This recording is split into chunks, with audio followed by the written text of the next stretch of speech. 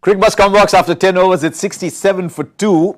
And I think of the two sides, India will be much the happier. Good batting conditions, but I think the bowling's been fantastic.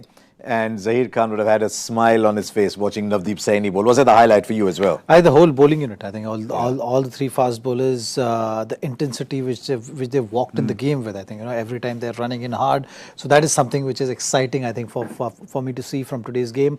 Yes, at the halfway mark, you can clearly see that India is pretty much in control of this game, because in the back end, back 10, even if they score about 100 runs, they know that on this kind of a surface they're still way below par.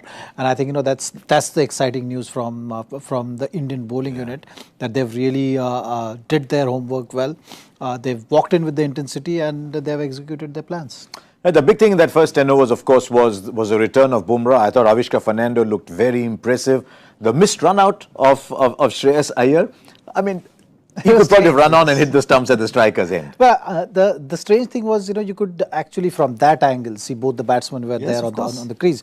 If you're able to see as a fielder both the batsmen there, then you know that the other end is empty. You can actually run and get the wicket, or maybe throw it to the keeper or something, or possibly that was the better end to throw it.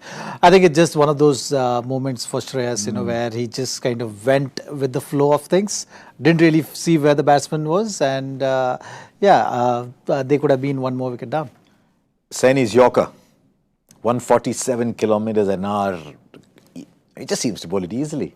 Well, that's something which he has the ability to bowl, and you see that's the reason all the experts have been talking about him, even having a better impact in a longer format of the game. I agree. Just the sheer pace and the control over line and length. I think that's something which he has been showing. Like I said, in T20 format, he still need a situation to bowl under.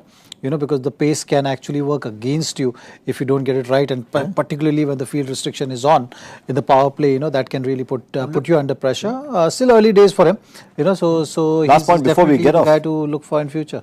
Washington Sundar is bowling his fourth. It's 11th over. India have only used 4 bowlers so far.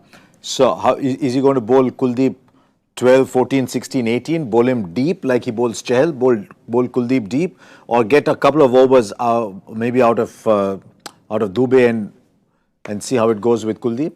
Well, I think he had just gone with the flow of the game. You can clearly see that. You can clearly see the Sri Lankan batsman really struggling for pace. The bowlers rushing the batsman.